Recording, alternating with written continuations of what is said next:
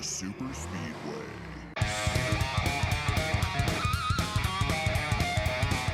It wasn't the three's fault, so just take our lumps. You know, we're running like shit. We got wrecked, so that's what you get when you run like shit. And it just shouldn't be there. I don't know what our problem is, but every time we go to sim and use sim and think we have a good sim session, we go to the racetrack and we suck. So I'm done with that, and we'll have to use some other tools on figuring out how to be good. Welcome to episode 209 of the Super Speedway podcast, recorded Tuesday, September 7th, 2021. I'm your host, Eric Young, and I'm joined, as always, by my co-host, James Cush. Nothing more positive you can start the podcast with, James, than some Kyle Busch belly aching, right? Kyle Busch belly aching. That's a, boy, Well, we're gonna have to put one of those expletive nuggets on their podcast to kick that off. Holy smokes! Yeah, $50,000 temper tantrum there at the end of the race. Whew, yeah, it was.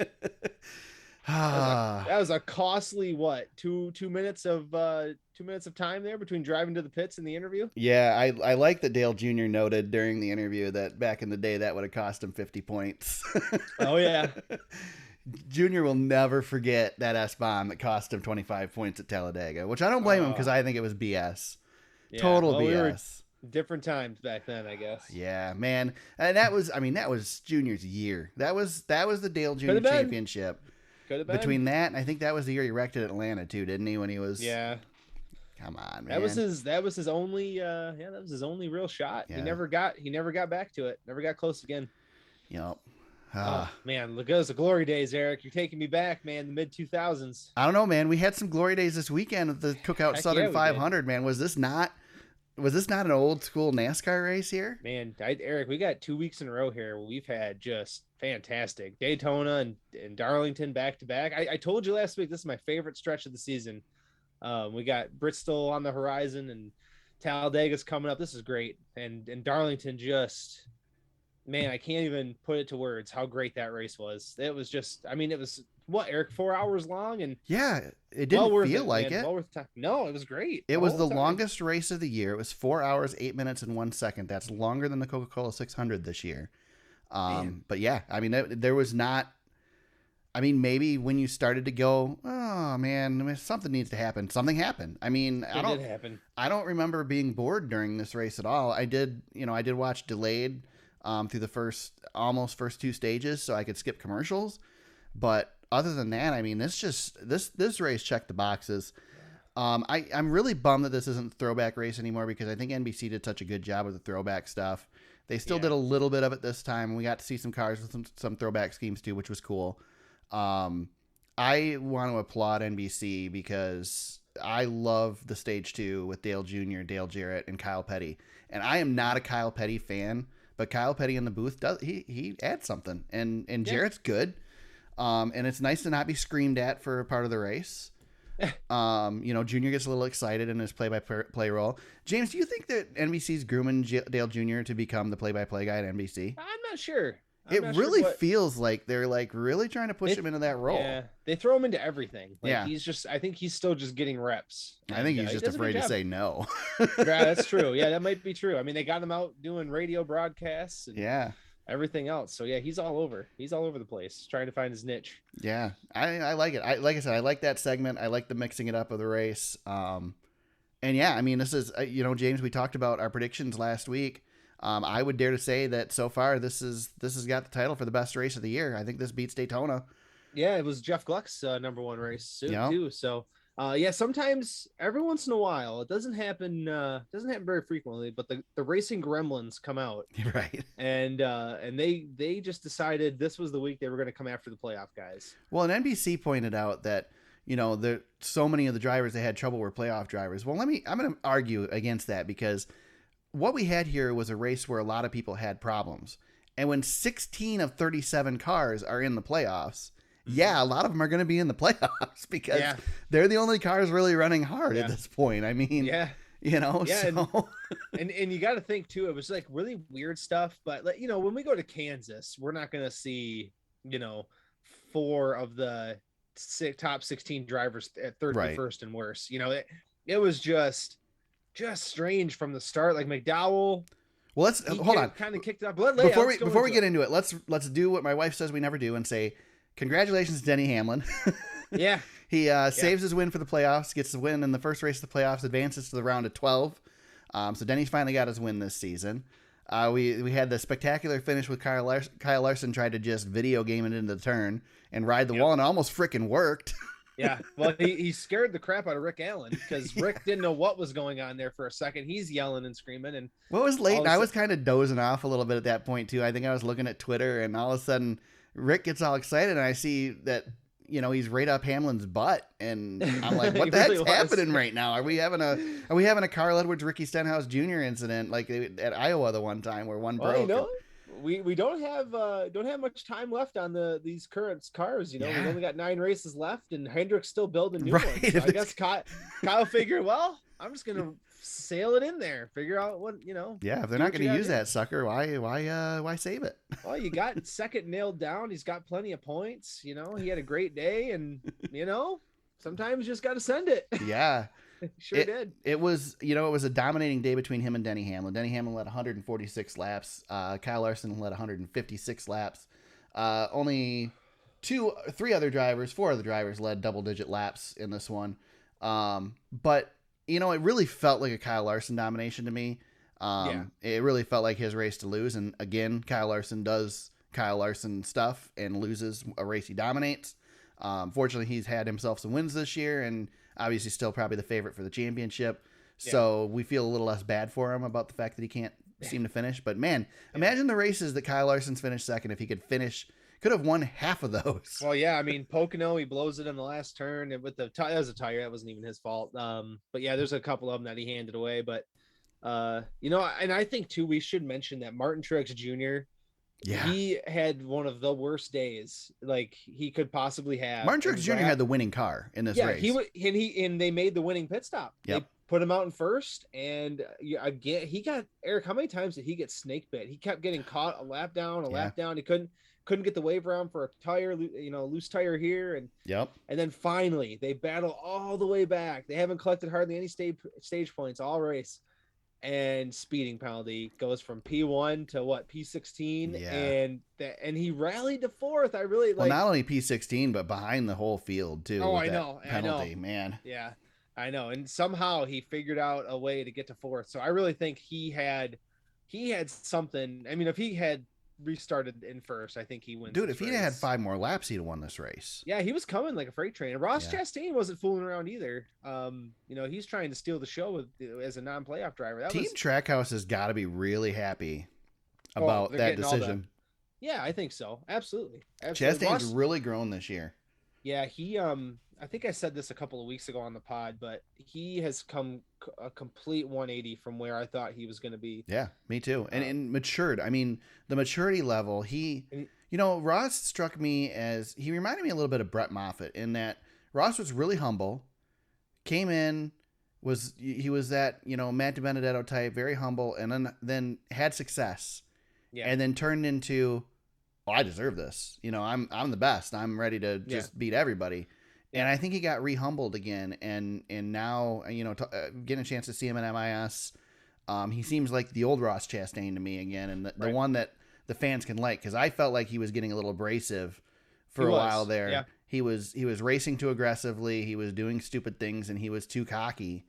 And not that he wasn't good, because, again, if you're going to be cocky, back it up. And he was. Well, you gotta like your drivers cocky though too. They gotta have some of that. You gotta have some of that in there. Even Larson is as mild as he has become. He's still on, inside the car. He's got that too. Yeah. But yeah, Ross was just he's building something here. And when it comes to 750 tracks, he's something to keep an eye on. Yeah. Except that after this year, we won't have 750 tracks anymore. Yeah, I know. Yeah, he's got a couple races left to try to steal one for sure. Yeah. You started to mention the playoff drivers that struggled in this thing. So let's go down the list. God, it was every one of them at some point. Michael McDowell finishes 37th with an accident. Kyle Busch finishes, third last place. Kyle Busch finishes 35th with an accident. Then he has his temper tantrum post race, which he drives through the cones and tries to run some people. Didn't try. Okay, I'm joking. Well, if we're gonna go here, let's go for it. He didn't try to run over people on pit road. Now, James and I have disagreed on this a little bit, and let me preface this by saying I agree with NASCAR's penalty. I don't think they should have taken points away. I do think they should have fined him. And I think what Kyle Busch did was wrong. But a lot of people were freaking out about the people that had to scatter. And I would just argue that those people were in a pit opening. Yes, there were cones, but they were in a pit opening in a hot pit during a race. And as somebody who's been on pit road during a race, you watch before you go across those openings because there's always somebody coming and you don't hear them. Yeah. So it's if Kyle would have hit somebody there, it would have been, I would say 75% on Kyle, but it's still been 25% on the person that got hit. But thankfully, he didn't hit anybody. My personal opinion on this is that NASCAR needed to get ahead of this because we had the Kyle Busch incident with the pace car at New Hampshire that they kind of brushed away. We've had this. I feel like that Kyle Busch temperament is building again, that we're going to run into a situation like Texas where he flips off a NASCAR official, or worse yet, wrecks Ron Hornaday under caution. I just feel like we were inching toward Kyle losing control, and he needed to be reined back in. Yeah, I think Kyle has definitely regressed. Mm-hmm.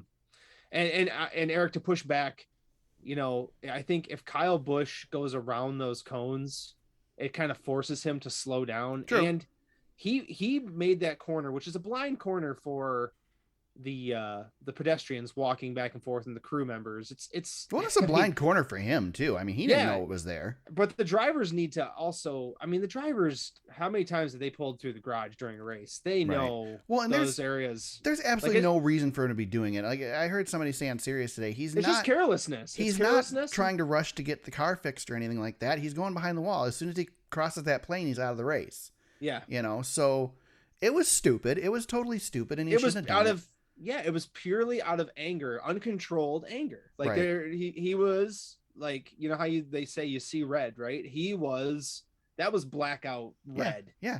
I have this nightmare, James, that I've had a couple times of watching a NASCAR race. I don't even want to share this. I haven't shared it with anybody. Have this nightmare of watching a NASCAR race where somehow, somewhere, somebody ends up getting hit. We see a car go into a crowd or something like that. And it's just this panic of witnessing that, and we could have witnessed that live on NBC or NBCSN this weekend. And I think the $50,000 fine is also it's a shot across the bow of Kyle Busch for sure, but it's also a warning to all of the drivers. Listen, the people that are walking across that pit road area, they are weaponless. You are driving a legit weapon. Like it's a bullet. Like as fast, 40 miles an hour in a NASCAR race on a NASCAR track don't look that fast. No. But 40 miles an hour when there's pedestrians crossing the road, you try crossing the street when cars are whipping by at 40 miles an hour. It ain't easy. What is the pit road speed limit at Darlington? Do we know? It's probably what, 55 or 50, somewhere around there. I'm guessing 55, and so chances are he was at least doing 55 there. He was going pretty. Yeah, he was cooking, man. And he was cooking. You guys, it looks really slow when you're watching on TV. But if you've ever stood down in those pit stalls, it's highway speed. They're going by you at highway speed on pit road. I've stood there when cars are coming onto the track and they're during practice time, Eric, and they're trying to get out there. Yep. And of course, during that time, back when we used to practice, NASCAR officials, they would barricade that off. Cars are coming out of the garage. They're going in and out. They're going in and out much more frequently than they would during a race. Back then, hell, we had 43 cars trying to get practice time, and so they blocked that off, and those cars come flying through to get to the track. And imagine coming off the track like Kyle did, and it's just it's fortunate. We're fortunate that nobody got hurt. You don't want to see people scrambling. I think that's why NASCAR was so upset with him too, is you've got people grabbing people around the waist, pulling them back, running. It's like it's not a great look. Especially we have a history of not that long ago some stuff. Yeah. In this area, we just don't want to have that. Kyle's hit a fan before pulling off at Bristol once, or twice. It might have happened twice. Just for the record, Darlington Raceway's pit road speed is 45 miles an hour. 45. Okay, so he was at least going what, 40? He was at least going 45. I would beg to argue that he probably was exceeding the speed limit as well. In a damaged race car, which I'm sure Kyle knew he had brakes, but there's a chance, like those brakes can fail. What makes me nervous is when they're standing out with the freaking camera on the front stretch during the victory lane burnout. Yeah, they're getting a little close. They're getting a little close. I noticed that on the Xfinity race when Noah Gragson was celebrating. I was like, you guys are a little like, give Noah a little bit more room there. We don't need to be right out there for the camera shot. That worries me. And I've again, being there, those cameras tend to make it look like the camera is further away from something than it actually is too. Yeah. So they're probably even closer than they look on TV. Well, I just hope NASCAR just says like this, let this be a warning to everyone, pedestrians, team members, everybody, drivers, like don't fool around in this area, you know, get across, don't stand around, and drivers, please use caution. You don't know who could be standing there, especially on Eric, even a night race too, you know. It's even worse. It's a whole dangerous situation. And I agree with you. I don't think points was. I kind of jokingly said earlier, just to kind of get you going a little bit. I knew you were trying to rile me up. But you know, I think a $50,000 fine is. See, you think that I'm a homer with Kyle Busch, that I give him extra leeway because I'm a fan of Kyle Busch, but I try to look at Kyle realistically and less in the fact that it's Kyle Busch and more in the fact of, because I feel like NASCAR is looking at it more from, he's another driver just like everybody else, whereas the fans want to look at it as he's Kyle Busch, we hate him, you know. So I try to look at it more objectively, but I know you like to rile me up. Well, that being said, if NASCAR would have docked points, even no matter how many points they docked, if they would have docked points, I'd have said, okay, you know. And like I told you earlier too, Eric, this is an earned reputation with him. It is. He has, you know, he has built up a naughty list, right? Mm-hmm. Yeah, a driver like, I don't know, give me like, let's say this is Michael McDowell doing this. Yeah. Oh yeah. He's literally got no blemishes. Larry McReynolds used William Byron today as an example. Yep. Exactly. No blemishes on that meter. Kyle Busch has racked him up for a long time with his attitude. So yep, I agree. And here's the thing, like Kyle is making mistakes similar to the level that Kurt made mistakes, but Kyle hasn't had to pay for his mistakes like Kurt did. Yeah. Oh yeah. You know, Kurt lost his ride over these types of mistakes. And you can argue what's worse, threatening to beat up Bob Pockrass and cussing at Jerry Punch, or almost running fans over and wrecking Ron Hornaday. And don't forget flipping off Michelle Obama. One of my favorite Kurt Busch moments. Yeah. So, I mean, honestly, Kurt probably did things less bad than Kyle has. Kyle's probably pushed it more than Kurt has. Oh yeah, Kyle's gotten away with it a little bit more. The difference is that Kurt drove for Penske, and Penske wasn't going to take any crap from anybody. Yeah. And Kyle drives for Joe Gibbs, who got used to dealing with Tony Stewart. Oh yeah, and has a bigger tolerance level. Talk about earned reputation and precedence. Right? I tell you, Tony set the bar pretty high for Kyle. But even Tony didn't do stuff to the level that Kyle has. Not even close. Tony would put his hands on people though, which is just as bad. And that got him in some pretty big trouble. Yeah, that's true. Yeah, that is one thing that Kyle's only done that once. Kyle doesn't put his hands on people. He'll he put Richard Childress' hands on him once. Richard Childress put it, the way that story goes is Richard Childress put his hands on Kyle. Yeah, I know. And Joey, I guess Joey Logano too. Yeah. Was there any irony to the fact that it was let's talk about the accident, James. Because Kyle and Austin Dillon got together. Kyle took the blame for it, said it was because his car sucked. Well, it was shit, of course, if you heard the quote at the beginning. I kind of feel like Dillon probably could have cut him a little slack there, too. I think it was more of a racing incident. I don't know that there's really anybody to blame. Those corners at Darlington, Eric, are I'm surprised everybody doesn't wreck in those turns. I mean, that's a tough. That's got to be one of the toughest exits on both ends of the track. But especially coming off turn 4 at Darlington, where it's so tight. Yeah. That's got to be one of the toughest corner exits in all of NASCAR. So I think Kyle was coming up or Dillon was coming up. Kyle was coming down. But honestly, if I had to assess blame, I would agree with Kyle. I think it was Kyle's fault. I mean, it's a racing deal. I mean, it's, one of those things, but not the start he wanted. And Eric, we'll talk about it a little bit, but he's on the outside of the playoff bubble right now. He's got work to do going into 2 tracks he's really good at, but he's burned up. Yeah, the problem is when he's got this attitude, he's not going anywhere. Oh, I know. When Tony Stewart came out and said, "We suck, we don't deserve to be in the playoffs," Tony went and racked off wins because it motivated everybody. When Kyle does it, everybody gives up, and so does Kyle. Yeah. This is Kyle's sealing the deal in this championship right now. He'll be lucky. He'll be lucky to make it out of this round, to be honest, the way he's starting it, just with the attitude. I picked him to be my champion, and I'm shaken a little bit on that part of it. Where I would be shocked if he doesn't make it out of this round, but he's setting himself up.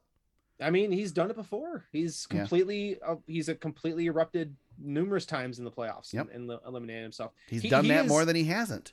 Yeah, he is extremely frustrated. Yeah. Right now. I mean, he's frustrated with Eric. I mean, you could list off everything. He's frustrated about the way the cars drive. Mm-hmm. Probably frustrated about the new car. Yep, he's frustrated that he can't drive as much as he wants. Mm-hmm. He can't practice. He can't run Xfinity. It's a laundry list of things that he normally would do, and he's hamstrung by it, and I think it's driving him nuts a little bit. Yeah. And so it seems like to me on the outside looking in, I don't know Kyle personally, but right, obviously he definitely seems very frustrated, and sometimes a frustrated Kyle is good, but I think he's over that level right now. Seems like he's going the wrong way. He needs to get reined in. Hopefully this $50,000 will rein him in, but maybe Coach Gibbs needs to make a phone call too. Maybe.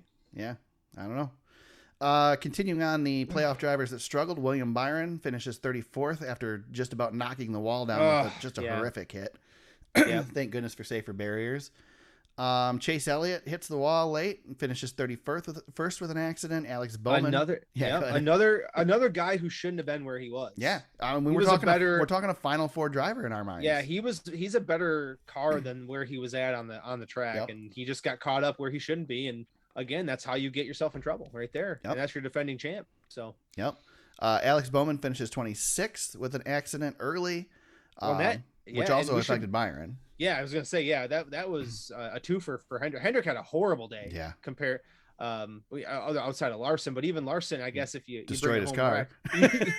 So we've seen Larson bring some trucks home like that from Eldora. So bring back the trophy or the steering wheel, one or the other. Yeah. So let's see. Ryan Blaney finishes 22nd. Brake issue.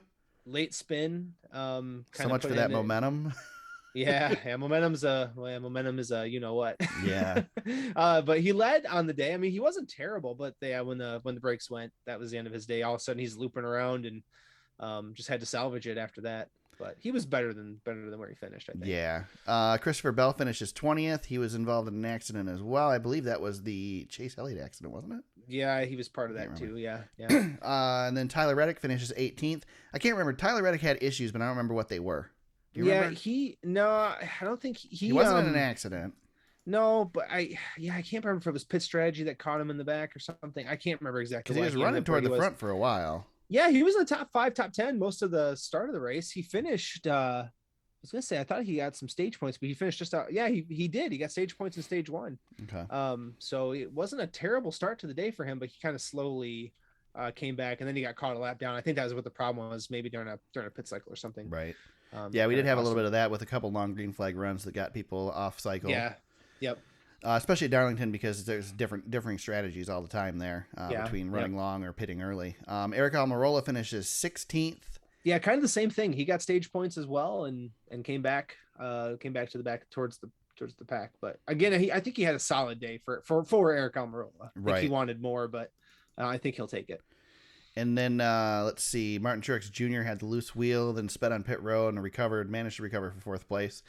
So somebody who turned the day around, but obviously cost himself some points. Still got 38 points out of the day, not terrible, but definitely lost some stage points there with his day.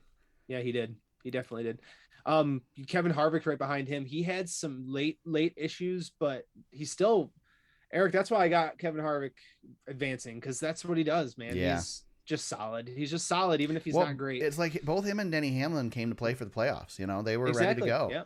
Yep. He was fast. Yep. Kurt Busch was there too. I mean, those are your 3, I guess, and Truex, you're some of your older veterans, but some of your smarter guys who've done this before a couple of times. Yeah. And I think a lot of us were really willing to write off Denny Hamlin because he hadn't won a race the first part of the season. Yeah. But you have to remember that Denny Hamlin just ran away with the points lead throughout most of the regular season until at the end when Larson started catching him. But I mean, Larson was doing it by winning races, you know? Yeah, exactly. That's the difference. If Denny would have gotten a couple wins in there, that probably wouldn't have happened the way it did. So Denny's had a good season. He just hasn't finished first, and now he has. and I think in this system too, Eric, you're not a legit championship contender until you put a win on the board. I agree. And I agree. You're not going to. Well, we know you got to win races. You can't win the championship without winning a race because every championship winner in this format has won a race. Yeah, you got to. They've all won the final race. So exactly, and Denny Hamlin. Kudos to that team. They got the win when it matters the most. I mean, I know he could probably have used some of those, regular season championship points. But he could have won Indianapolis. He could have won Richmond earlier in the year. He was up there late. So he's had a couple of them get away. And he's just been solid all season long. He tried to, I thought it was funny in his post-race interview where he kind of said, well, me and Larson have been going back and forth all year. And not really. Like, you had the points, but you still got to win races. And, maybe this is kind of, you alluded to it earlier. Maybe this is like a Tony Stewart situation where he didn't get that win all year, but maybe this is the time for him to get a little hot. Right. Well, and make something happen. If anybody thought that any personal issues Denny Hamlin was dealing with were going to interfere with him running for the championship, that has just been debunked. Well, we joked about Tony Stewart's dead weight comment many years ago, and Denny Hamlin, he's kind of repeating history, I guess. Yeah. Let's look at the playoffs now. So we've got 4 guys hanging on the outside looking in, and 3 of them are guys that we didn't think were going to be here. 3 of them are not the 3 you'd think were going to be there. But early. What's interesting about this is that while they're on the outside looking in, because so many people had trouble, it's still really close. Your top 4 or 5 guys are really good right now. At least I guess the top 4 are really good right now. But beyond that, anything can happen in the rest of this field, and you only have to finish 12th or better in the points after these 3 rounds to make it into the next round. So, but we got Michael McDowell hanging out in 16th place right now. He's let's see, he's 20. He's 20 out. And honestly, like, you think 20 out in the new in this point system is a lot, and it's not. No, that's 2 stages. Yeah. So if they play the point strategy a little bit at Richmond, he can get himself back into this fight. I don't expect him to make it to the next round, but I mean they're not that far out of it. I mean it's not inconceivable. William Byron is 15th. I don't have the points out from the. I have the points out from the leader. I don't have points out from the cutoff. There are just a couple. Yeah. Okay. No, I don't have that in front. I know McDowell's 20 out. I think Byron's freaking NASCAR. Out. NASCAR.com. You'd think that they have so bad. I know. Jeez. I guess so Byron's like 4 or 5 out, and Bowman and Kyle Busch are like 2 out. Yeah. So they're right around there. We don't have the numbers right smack dab in front of us, but that's about where it's at. Good enough. And then you got Tyler Reddick hanging out in 12th, Eric Almirola 11th, Chase Elliott's back in 10th, Christopher Bell 9th, Brad Keselowski in 8th. So those are guys right now that are in that bubble area, and we head to Richmond this weekend, and maybe, just maybe, we have amped up enough excitement here and enough craziness. So here's my theory, James. This is my theory why we had this exciting entry to the playoffs. I think it was twofold. One, I think we've got despite the fact that Kyle Larson's the overall favorite to win the championship, I think this championship is so wide open because so many people are close this year versus previous years where we've had 3 or 4 guys that you just know are going to make it. Yep. I think that everybody feels like they have a chance at this, so they're all going to run harder. Secondly, I think everybody saw what happened to Kevin Harvick last year and knows they can't coast. Yep. So you've got a lot more urgency, I think. And, this reminds me of that first year of this format when we had drivers fighting with each other at Charlotte because they were all pissed off because everybody had so much pressure on them. I think we might be building for something like that again this year. Yep. So. Yep. No, I agree. And I think some of the players involved make it that much more fun. Yeah. Kyle is kind of the loose cannon, but even like Brad's not that far out. Like Chase, like there's guys hanging around right now. Like Eric Almirola, for example. He's got to be giddy that he came out above the cut line, right? Going into Richmond, because he's gonna be good at Richmond. I think he's a top 5, top 10 guy at Richmond. So he's gonna be looking ahead here a little bit. So that it's just great that we've got a little bit of a shakeup here, because somebody's falling out in this round that shouldn't. History says the top 8 is usually safe. So like Brad from here on out, like Brad up should be fine. Right. normally anybody who's, top 7 at the start doesn't fall. The only person who comes to mind that fell out, and I don't have it in front of me, but I should have looked this up, but I know this one off the top of my head. Ryan Blaney last year was the highest driver to ever fall out of the top 16. So right now Kyle Busch is, he's not looking good, but he should be fine in theory. He should be able to come back. So should Byron and so should Bowman. But again, you dug yourself a little bit of a hole, but it's so close that it doesn't really matter. We're going to go to Richmond and set the table for Bristol. So, right. That's kind of where it's going to shake out a little bit. I do hope that this amps up the excitement for Richmond, and Richmond's a better race than what we've seen in the past, because Richmond's lost its luster, and I think we're back to nighttime this year, aren't we? Because it's a doubleheader with the Xfinity Series and the Cup Series this weekend. Yep, I think so. Yep. So running under the lights. All right. Anything else to talk about with this race, James? I felt like we were going to talk forever, but I mean, there's only so much to say. While a lot happened, it was a lot of the same thing. We had a lot of playoff drivers struggle. Yep. I mean, I think we covered it all, and I think the big news is... Let's look real quick. Again, you mentioned Ross Chastain. Ross Chastain gets a 3rd place finish out of this. Truex was able to rally back for a 4th place. Harvick finishes 5th. Again, a good race for Harvick, who's struggled this season. Chris Buescher finished top 10 with a 9th place finish. Austin Dillon still managed to rally for a 10th place finish. Cole Custer 11th place, Ryan Preece 12th place, Daniel Suarez 13th, Ryan Newman 14th, Corey LaJoy 15th. We didn't mention Corey LaJoy. Yeah, we should mention he was excellent day. Yeah, he had a rocket ship late. And was looking good. Like 10th place in stage 2, man. He got stage points. I know. 2 weeks in a row. What's been funny is LaJoy has looked like the playoff driver, and Michael McDowell's been finishing in last. Right. But no, they've got something going over there at Spire, and I was reading that they got a new engine for this race. That was something that they kind of an upgrade for them. And we saw a little bit of power in that Spire car. And a place, Eric, if Spire came out top 15 every week like that, I mean, they would take it. And Corey LaJoy had a car, and that's what great veteran drivers do. When you have a car that can solidly get you a top 15, and you get a couple of things that break your way, you get it. And that's what Corey did. And you got to be impressed with him 2 weeks in a row. Yeah.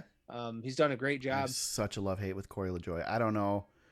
I just don't like his personality, but I root for the guy too. He's the underdog. So he's shown us something a little bit here. And I think there's some good momentum. We use that word again, momentum, but he's got there's some signs here for next year that Remember we used to make comments about Corey LaJoy like we make about we did. Oh yeah. The Rick Ware drivers now. Well, that's the thing. One of the things that I think I'm learning as we do this podcast, and as I watch more and more, as I'm aging through my fandom of racing with these new younger guys, is the more seat time the younger guys get, they actually do get better. Yeah. And the attrition at the top, the champions start to fall away and move. I mean, somebody else eventually has to come in, whether they're in a Penske car or a Spire car.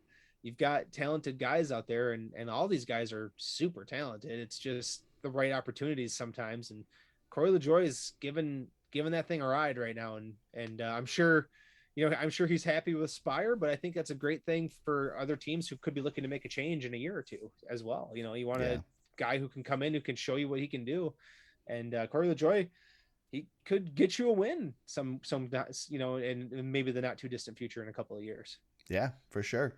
I'm excited to see what they can do, put together with the new car and all that. Yep, absolutely.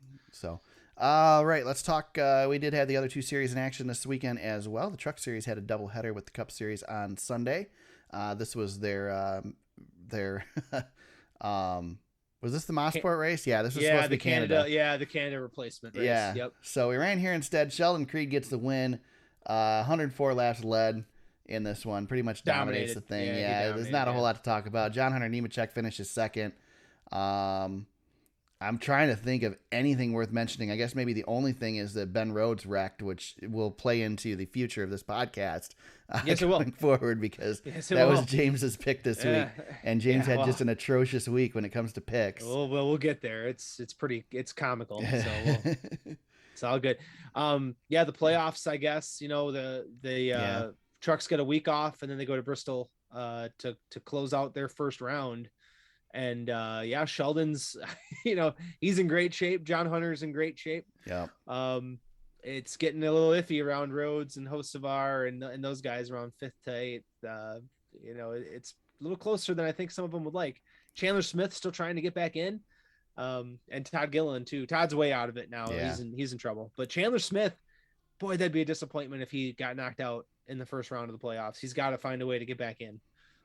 I agree. Parker Kligerman gets a top 5 finish, 5th place in this one. Parker's so good. Yeah, he can still drive. I like Parker a lot. Yep. Wonder what Parker would have ever done with a good ride, because he does great stuff in mediocre rides. Parker and Landon Castle came up at the wrong time. Yep. And they were the guys who got gapped. And I always will wonder if Parker and Landon could have been winners in the Cup Series. I feel confident that they both could win races in the Cup Series had the economic crash not hit them at the right time. Yeah, it's very strange how their career trajectory kind of is so similar. They were up and comers and doing really great things. Parker, I don't think people remember how good he was in ARCA. Like, he was a world beater in the ARCA series, and then he didn't get the breaks along the way. Yep. And that's the way it was. That was it. Yep. The Xfinity Series raced on Saturday. It was a Sport Clips VFW Help a Hero 200. I have these backwards on our notes. Sorry. Noah Gragson gets the win in this one. Finally gets the win. Got some monkey off his back this year after struggling all season. So good on Noah to get that victory. That was awesome, man. I loved seeing Noah get a win. That was a great race he ran. He was really good on the restarts too. Just flawless towards the end, and a great breakthrough that he needed bad, and it was a great week for him. I have a question for you. Yeah. What the hell were you thinking picking AJ Allmendinger for this race? I was good until the last stage. They did an interview with AJ before the race, and he described his lap and how he'd go into turn 1 and think that he'd start to figure it out, and he'd get off turn 1 and go, look, nope, I don't have that one yet. And come off turn 2, nope, don't have that one yet. And basically just said that he sucks here. And for some reason you picked him and he ran well. Dude, he ran 3rd in stage 1. Yeah. He ran. It was a great pick until he had problems. I know. Dude, I picked him because he's running like crazy right now. I know. You don't know how tempted I am to pick him at Richmond this weekend. He's got no stats there, but I want to do it. The Kaulig cars are so good, and he's the legit championship contender. So I was trying to ride I think he's going to win the title this year, man. Because you're going to Phoenix for the championship race. What track is more like a road course than Phoenix? Oh, he'll be if he can get there. Yeah, he'll be in good shape. He's got some tracks. If he's good at Martinsville, maybe, I don't know. That's going to be tough, but I think he'll be just fine. I think he'll get there. So James made a note earlier off the podcast. Ty Gibbs is currently 16th in points. He would make the playoffs right now, right? He would make the playoffs. Yeah, he would, yeah. He's only run 12 races of the 24. So he's not eligible, right? Because he's not running the full schedule. But if he could get a waiver, he would make the playoffs right now as he run without the race wins factored in, because obviously he's got race wins, so he would automatically make the playoffs at that point. Yeah. He's run exactly half of the season, and he is the 16th highest ranked driver in points. Shouldn't have the race limit in the lower series. I would have liked to see him in the playoffs if they can get him sponsorship. That would have been fun, but it's not going to happen. Boo. Yeah. And Josh Berry's right behind him. Yep. He's had 17 starts. So Yeah. Ty Gibbs he's the truth. Maybe 2 championship favorites for next season. Possibly. Might be the 2 guys, because Cindric's leaving, and I guess AJ is going to be sticking around, so he might be in the. AJ probably will be defending his title. Riley Herbst had trouble in this one. Got in an accident, finishes 38th. Denny Hamlin at the end of stage 1 was the notable one as well, spinning off of turn 4. I think he still got like 6th in that stage or something, or 5th in that stage. So spun on his own. Well, sort of. He got held down by a lap car. Yeah. But he learned a lot. I mean, I guess we could revisit that a little bit, but he I didn't even think about that he's one of the couple Cup drivers that ran this race and managed to get a win out of it. So and he got to experience that turn 2 repave, which was a legit repave. Do you think maybe they smooth that transition coming out of it out for the next race there? Might be, yeah. It's like a supercross jump coming out of the corner. And fittingly, Ricky Carmichael was in the booth for it. Oh, I loved that. Yeah, I sent that to you because I got excited when I saw Ricky out there. Yeah, man. I wish that Ricky. First of all, Ricky's terrible in the booth. Just for the record, he's terrible. That's not his thing. He's Yeah, terrible in Supercross in the booth too, and he actually knows what he's talking about there. But I love Ricky. Absolutely love Ricky. I wish he'd have another shot. I wanted to see him do something in NASCAR. He's such a fan favorite for a guy who's, not everybody follows Supercross, but most people know who Ricky Carmichael is. People know who Travis Pastrana are. Yeah. And Ricky doesn't have the goofy personality that Pastrana had. He just has a likable personality. Yeah. Yeah. And he'd be good for the sport. I like to credit Ricky as the original GOAT as well. Like, people never use the term GOAT until Ricky Carmichael came along. Yeah, I agree with that. As the GOAT. Like, that's the first time I heard the GOAT. Yep. And ever since then, it's like, okay, Michael Jordan's the GOAT, Tom Brady's the GOAT. Right. But Ricky, he's the original GOAT. That's my hot take. Yes. Yep. All right. Anything else for the Xfinity race? I don't think there's much else to talk about here. Nope. Just a great race for Noah Gragson. I was happy for him, man. Me too. I was pumped. Yeah, I was pumped to see that one. Me too. I like the kid so much, and I'll go back to Kyle Busch here too. Different aspects of it, but Noah's got a personality, and I'm glad that NASCAR didn't fine Kyle Busch for his comments he made after the race, because whether you want to say he's whining or not, we still played the clip at the beginning of this podcast because it was hilarious and it's something to talk about. And we want personality out of these drivers. So let's keep the personality. Let's encourage him to cuss on camera and just not try to run people over on pit road. Yep. So please. Yes. With that, we've got some news, James. Not a whole lot, but we're going to go wild on this one because you and I are going to butt heads. Go at it. Like we've never butt heads before on this podcast. It looks like, James, the Clash is going to move from Daytona, no longer on the road course. We're going to go short track racing, and we're going to go to the LA Coliseum, probably. It'll be a similar setup to the Bowman Gray Stadium. We'd run it 2 weeks prior to the Daytona 500. There's a link in the show notes to the JSC article to talk a little bit more about it.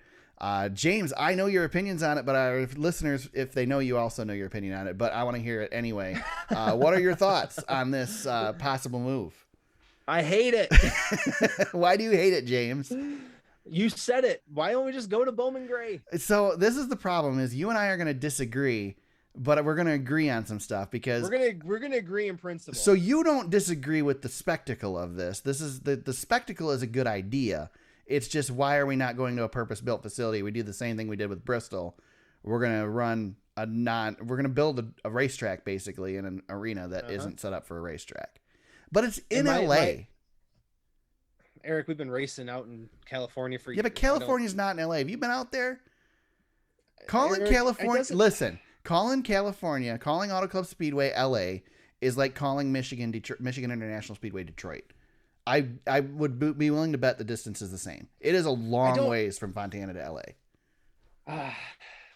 I saw Elijah Burke, who, as we, Elijah whosoever on Twitter, say, this is all great. It's going to be, the Fox executives are out there and blah, blah, blah, fans. And I don't know, man. People in California ain't going to care about this. And I don't know. NASCAR does this thing where they build these spectacles and they try this stuff. And what always ends up happening is it never pans out the way we expect it to, or the way we want it to. And I just feel like if they're going to put the resources in, take it to the roots, man. Take it to where, I don't know. But how many races do we have in North Carolina? You're going to take this race now that's not in North Carolina, and we're going to bring it to North Carolina. It's all made for TV anyway. Why do we have to go to the LA Coliseum for what? We already have the greatest Coliseum. The LA Coliseum has had the first Supercross race. It's had 2 Super Bowls. It's had the Olympics twice and soon to be 3 times.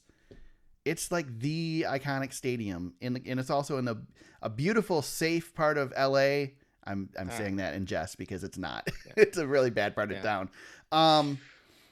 James, here's why I love it. All right, I love it because unlike Bristol, we are not doing this with a points-paying race. We are doing this with an exhibition race that, for lack of a finer term, for lack of a better definition, is just run its course. There's no reason to have the Clash anymore. It doesn't work on the road course. All it does is tear a bunch of crap up on the big track. Let's move it. Let's do something different with it. And I don't disagree with that. Race it in a freaking parking lot. Race it on the backstretch of Daytona, like I saw some people talk about with the like we used to do with the Bash at the Beach or whatever the hell they used to call it. You can't do that anymore because there's no stands back there. But you could also do it on the apron and coming out of turn 4, where the chicane is for the road course. But I'm good with it. Let's try it. Let's run it. You know, you're never going to be able to do this with at least they didn't try to do it with a big points paying race. Try to run 40 cars inside a freaking football stadium. At least we're going to do it with an all-star race basically. And let me tell you why I like this. Because this opens something up, James. Here is my idea. You've been waiting for this. I know. This is my idea for the all-star race. I'm on pins and needles, and man. You are going to hate this, but I love it.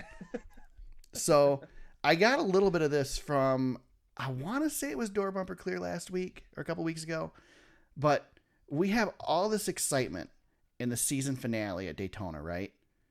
It's such an exciting race. We don't know. We've always got somebody who could sneak their way in with a win. So if we're gonna take stuff and just gimmick it up, let's do it right. Let's take the all-star race away from Texas, take it away from Charlotte. We make the all-star race now what the Clash used to be. We run the all-star race at Daytona. We run the all-star race at the end of the regular season at Daytona. We run the drivers in the playoffs in the all-star race. We run the all-star race Saturday night. Friday night, we run the open. We run all the drivers that aren't in the playoffs. Whoever wins it earns a spot into that race and a spot in the playoffs. Can you imagine how freaking wild that race would be? Oh my god! Come on, man! It would be awesome. I just made NASCAR millions. Are we doing? Are we going to be F1 and award half points for that too, or no? We run the whole. We run all the laps, man. Do you get a legit win for that too? I don't know. A win? I don't know. You win your way into it's like a wild card race. It's the wild card race, man. No more open. It's the wild card race. You get one credit for Richard Petty's towards Richard Petty's career 200 win record for that. Maybe. I don't know. Maybe. God. I knew you'd hate it. It's not a bad.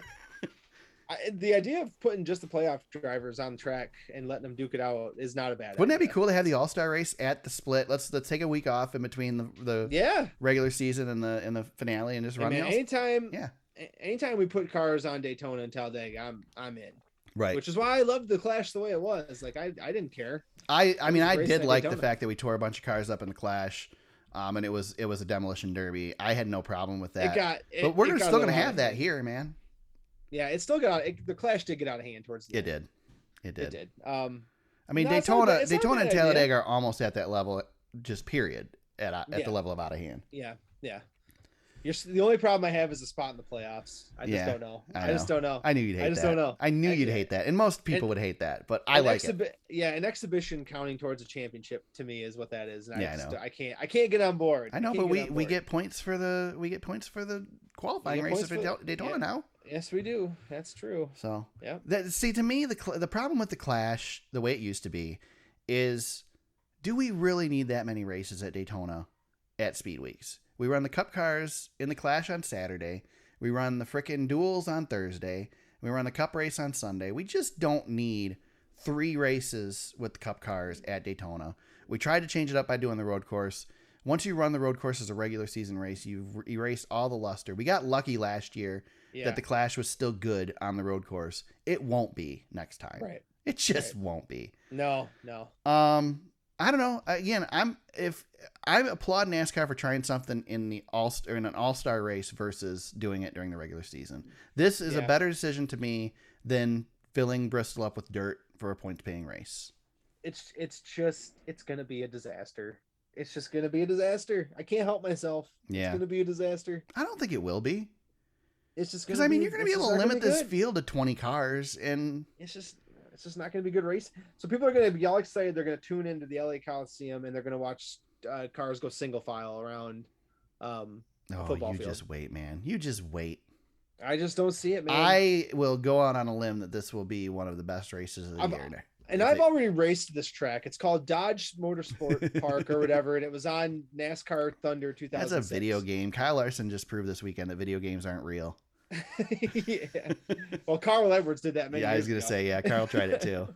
Going to try it. At least Kyle rode the wall into the turn and didn't come from the apron of the wall. Like, dude, Carl's Kansas is still one of my favorite things that's ever happened. It's pretty great. He went so hard. But I just don't. I have Eric. There probably was a time a few years ago where I'd be on board with you, but I've lost. No, you wouldn't. You're such a fuddy-duddy traditionalist. I've lost the faith, man. I've lost the faith. I will say that I am having trouble being comfortable with all of the changes. We've really changed a lot, but what has everybody been screaming at NASCAR to do for how many years? More short tracks? No, change. Let's change. Stop doing the same thing. We need a different schedule. So, hey, NASCAR's giving us a different schedule. And now we're bitching because NASCAR's giving us a different schedule. Because, hey, Eric, as NASCAR always does, NASCAR always gives us what we want, but not really. Not really. Well, let me give you my last argument to see if I can't sway you back. Okay. So, there's a little series, and this is gonna really make you angry. Oh no! There's a little series that started up over the summer. Do you remember that, the SRX series? Yeah. What did they do very well? They went to local short tracks, bringing national attention. I agree, and I cannot argue against that. There are a lot of quarter-mile short tracks in this country that you could fit the same number of people in, probably with some temporary stands at the least, as you can fit in the LA Coliseum, that we could do instead of this. The problem is they're not in LA. And NASCAR has, for years, thought that if they put a race in LA or New York, that they're going to draw all the eyes of the world. They're wrong. I agree with you. They're wrong. It's just not. It's not going to happen. Yeah, it's just not. It's not. We're going to look silly. But it's just not going to happen. But Bowman Gray is awesome, and if we can do something like that in the Cup Series, I'll take it. It is. I think when you do things like this, it removes what racing as a whole is really good at and really strong at is grassroots bonded growth within its own. It's nurturing, and when you do things like this, it's why there's such a disconnect between the local track dirt community and NASCAR, is because NASCAR refuses to give back to what helped build it in the first place. NASCAR, go ahead, finish your thought. I was just gonna say NASCAR tries as they might to be national, and at one time NASCAR was national at one time. It's not. It's just not a national sport. It's a regional sport, like baseball. People think baseball is a national sport. It's not. Baseball's not. It's regional. Right. And NASCAR needs to remember that and take better care of their base, I guess. I don't know. But that might not be the best business move. And I'm not a businessman. So. NASCAR is doing the thing they've always done. And instead of chasing the grassroots, they're chasing the bright lights. They're chasing green. They're chasing the bright lights. They wanted to run a race in New York. They want to run in California. They built these tracks all over the Midwest that they thought were going to fill with fans because there aren't fans in those parts of the country, or the fans in those parts of the country couldn't go to a race. So they built Chicagoland. They built Kentucky. Well, they didn't build Kentucky. The Kentucky was a whole different deal. They built Kansas. They built all these tracks that then people weren't going to. They built Iowa, Yep. So again, you're right. As far as needing, if they just went back to the roots, I think, part of the reason we got rid of Rockingham and we got rid of North Wilkesboro is because the fan base was dwindling and people weren't attending those races. Mm-hmm. But I guarantee you that a crowd that used to attend Rockingham would be a pretty damn good crowd nowadays with the number of people that go to a Michigan race or, any of the other tracks that we've pulled seats out of. Thousands and thousands of seats out of. So again, they got hungry, and unfortunately NASCAR hasn't learned from their mistakes. But and they've got, so I like the idea. So this is where the disagreement between us is it's not the race. It's where they're running the race. Basically. Yes, exactly. We don't mind the idea of let's run it in a stadium like this, although we would prefer that they run it in an actual purpose-built facility. Yes. It's just a matter of we're just doing this for the money and the publicity and not really for the actual race. But hey, we're gonna go to the streets of Chicago and do the same thing, James. couple years. Yep. And that's why I think like, and maybe this is the last point on this too, Eric, is, where are you investing your money if you're NASCAR? Are you investing? Because the TV viewership ain't going up. It ain't going up for the LA Coliseum, and it ain't going up for Chicago. So where are you investing your money? And if you're going to spend, why not spend on something that the fans, the fans that, and Eric, maybe I'm an old guy who's being phased out here, but the fans have told you we're hungry to see North Wilkesboro. Right. Invest your money there and bring the lights to what did the MLB just do that was so successful? Oh Eric? Man. Yeah. Well, they went back. Well, I guess they didn't go back to the roots technically because there's never a game in Iowa. Yeah, but they brought the bright lights. But they brought the bright lights into a place, I guess. They brought them into a sacred place, whether it's sacred because of a movie or not, where the ghosts live, right? And North and I'll give MLB. They even did it right, James, because they didn't play on that. They didn't ruin that field to do it. NASCAR would come in there and they would remodel the field and run a race there and lose all the luster of it. But MLB built a stadium next to it instead. Yeah, I know. That's what I'm saying. It's like, that's where I guess I'm coming from, Eric, because I just see, I don't know. I see where I feel like there would be more success, but NASCAR's not going after me anymore. Yeah. I'm the fan that they've locked me in. They don't need me to grow with them anymore. They need to go find new growth. So I have a question for you. That's where I'm struggling. Next year when we do this, or 2 years from now when we do it, it sounds like next year is what the talk is, right? I think next year, yeah. When we do this, and they sell the Coliseum out with fans, and their TV ratings are higher than the Clash has been the last 5 years, will you say it was a success? Yeah, I mean, okay. Yeah, because it served its purpose. I feel like that is going to happen. I feel like that I don't disagree with you. And I feel like this, maybe this is a one-off thing. Maybe this isn't something we do every year. Yep. But I don't know. At the same time of digging my fingernails in and saying, man, I'm afraid of these changes. I also applaud NASCAR for giving it a shot, man. Mm-hmm. I also think if NASCAR did, it would probably be less TV viewership, but it would still be a pop in TV viewership. If they were to run this race at Bowman Gray or like North Wilkesboro, I think they would get similar TV numbers. Yeah, you probably, how many seats does Bowman Gray seat? They probably there's quite a few there. Probably half the fans of LA Coliseum. Probably less. Yeah, probably more like a third, if that. I mean, LA Coliseum, but to run a race there, you're going to have to take seats out. So LA Coliseum's not going to have its full capacity. It's not like, like the big house can fill 100-some thousand people. If you're going to try to run a race there, you got to move seats out to run the cars there. Okay. So Bowman Gray Stadium has 17,000 seats. Wow, that's a lot. It is a lot, but the LA Coliseum has 78,467. Now that capacity could include floor seats, so maybe it's not that high. I'm looking at the LA Coliseum. I think you're removing 25,000 seats to make that happen. Think so? I think so. I think so. There's a lot of seats around that football field. So you think you need to remove seats? I don't think you need to what do you need to remove seats for? I was just looking at the layout. I think they got to remove some. They've got like those push-in seats, I think, is that's the way I saw it, but I don't know. I could be mistaken. I don't know. I will say that if you want to get an idea of what this will be like, go to your local high school and stand on the running track, because that's essentially what this track would be, but smaller, because there's not as much room around the football field in a stadium like this than as there is on a high school field. I think they're going to go around. I think it's going to be bigger than that. You think they're going to build a track into the stands? Like, no, I don't think that. No, I don't think so. I think that the Coliseum can be adjusted for. I mean, I know there's a lot of flexibility at the LA Coliseum. I mean, this place has hosted a million different things, and right. So, I don't know. We'll see. I guess if I'm looking at this picture here, and there's a lot of space on the one end zone side beyond the football field, so there is removable seating there that they could certainly work into and have a bigger track. Well, you're talking a quarter-mile track is what you're talking about.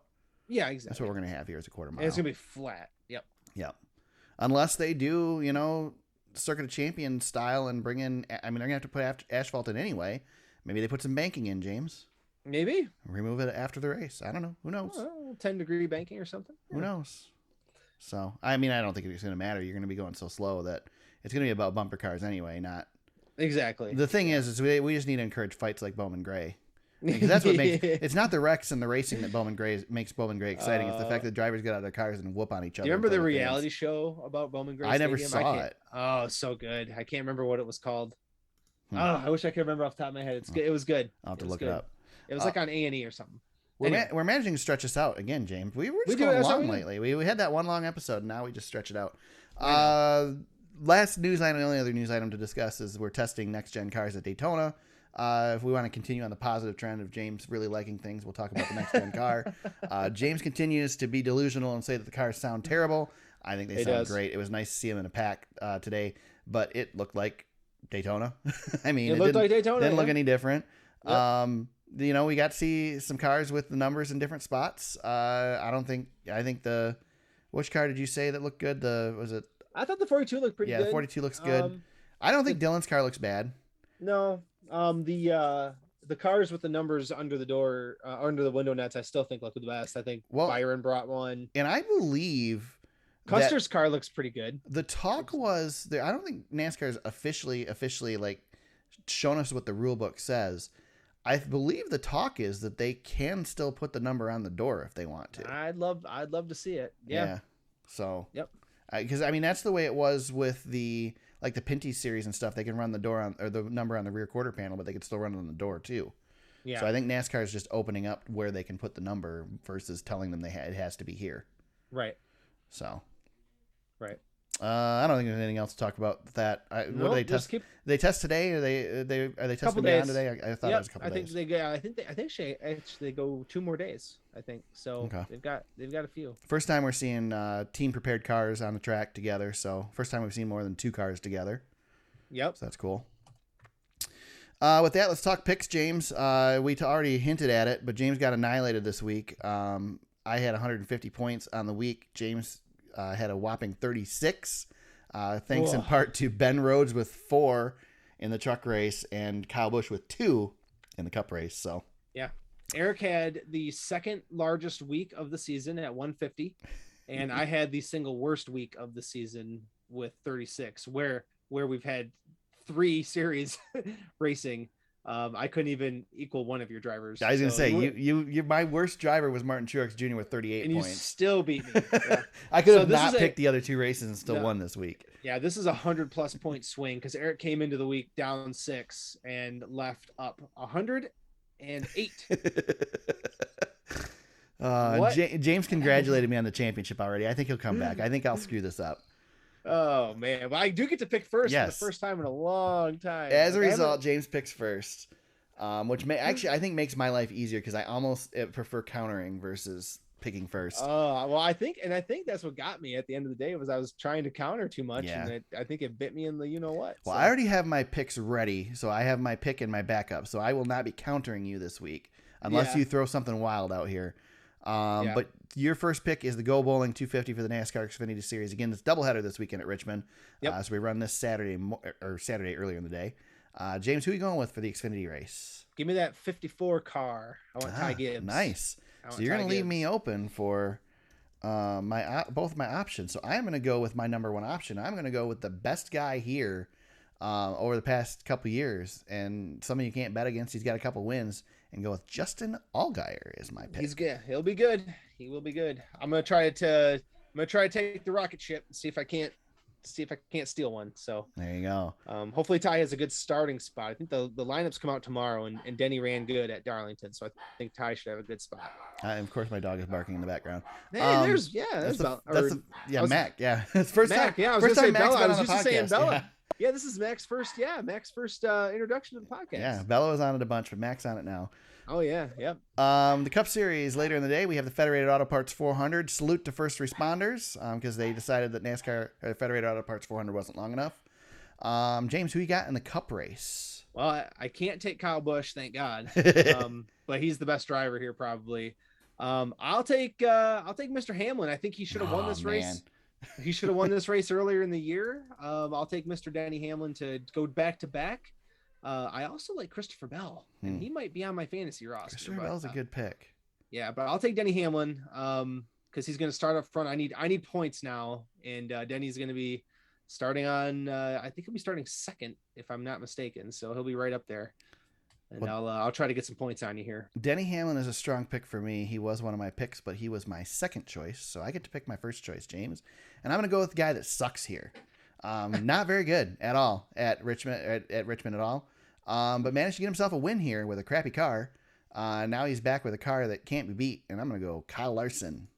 Oh, Larson. Yep. He's got a win here, so that's good. Can't bet against Larson, man. Don't bet against Larson.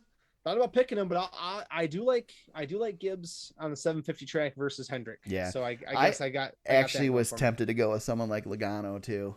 Yeah, Truex I thought will be good. Yeah. I like Eric Almirola here. That's a good pick too.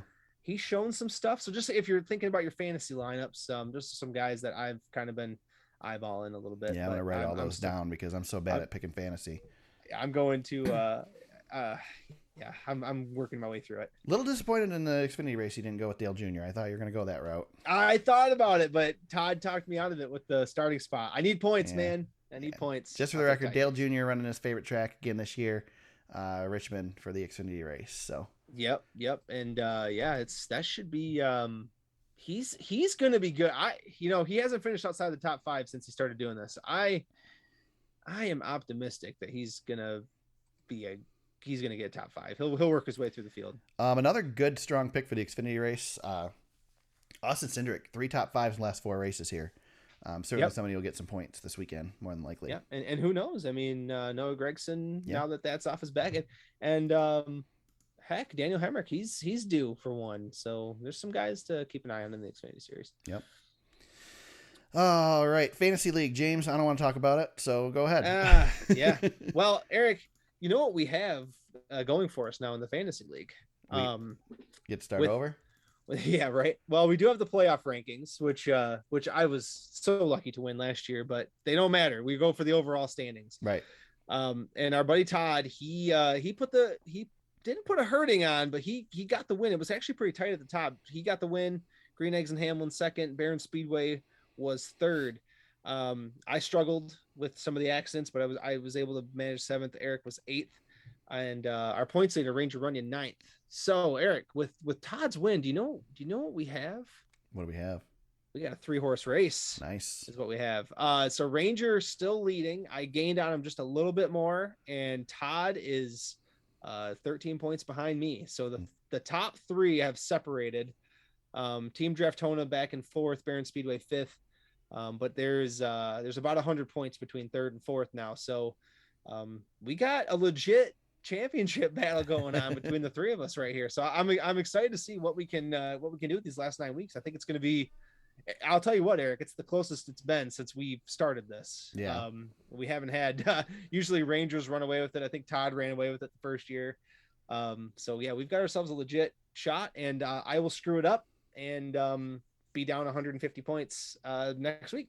So yeah, well, I picked the race winner and still managed to suck because I also had Alex Bowman, Tyler Reddick, Ryan Blaney, and Kyle Busch. Oh, yeah, that's rough. The Kyle Busch, I had Kyle Busch, I had to bench him, and then Byron crashed, so I was out no matter what. So. I also had Truex, who struggled to get points throughout the day until the end. So yep, yeah, that sucked.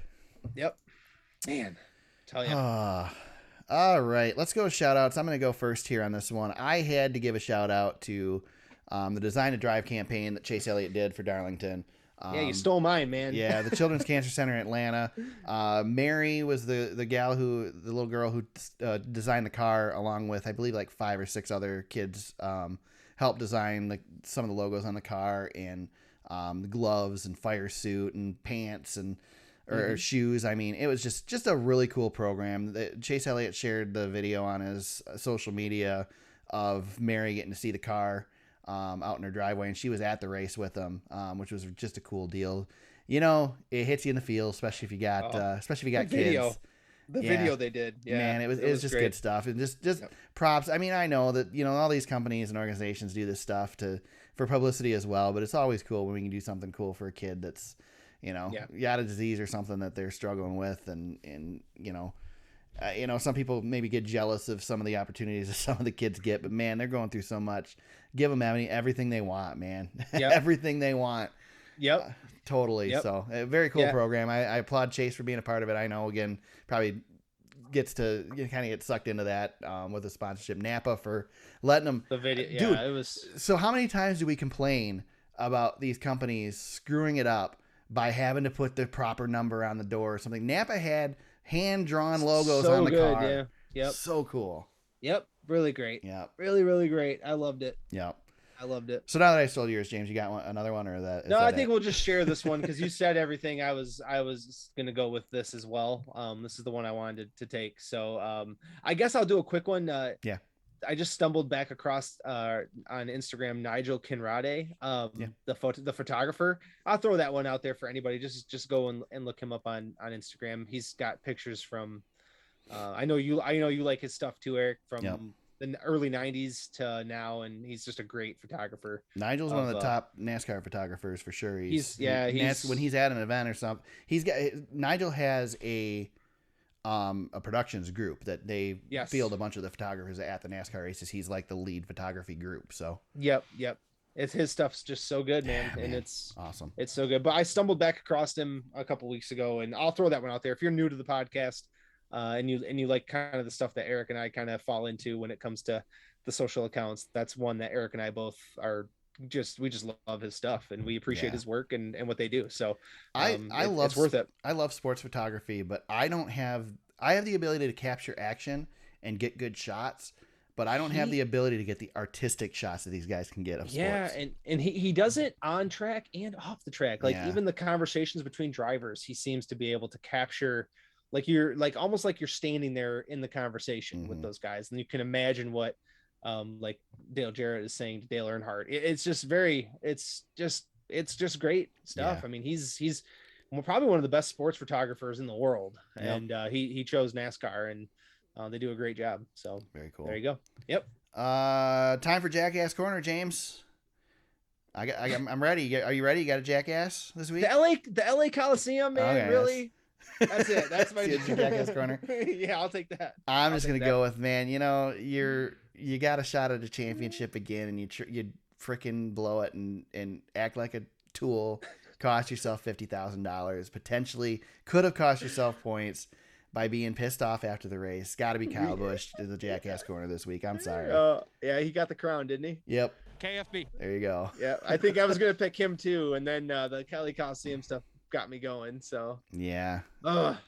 It's we did have our Rick Ware caution again this week, though. Yeah, I believe we had two Rick Ware cars get together, didn't we? Yeah, we did. So. And NBC even flashed back to Daytona the week before. Oh God! I mean, sponsor plug. Yeah. Hey, I mean, if you can't run up front, you might as well get in a wreck and get some TV time. Yep, absolutely. Absolutely. James, where can people find you on social media if they want to disagree with you about the LA Coliseum? At James Cush on Twitter. You can find me at TSuperspeedway on Twitter. You can find the podcast on Facebook at facebook.com/TheSuperspeedway. Our website is thesuperspeedway.com. You can find old episodes of the podcast, links to show notes, which have links to the articles we discuss, past race coverage, photos, all that stuff is there. Lots of audio from Michigan International Speedway a couple weeks ago, and some past audio from races as well. You can find the podcast on Apple Podcasts, Spotify, Google Play, Stitcher, and SoundCloud. Wherever you found us today, we hope you subscribe and continue to listen. With that, we are into the playoffs. We are past round 1, heading to round 2 at Richmond this weekend. We'll see what happens, and we will be back next week to break it all down for you. Until then, everybody, let's go racing.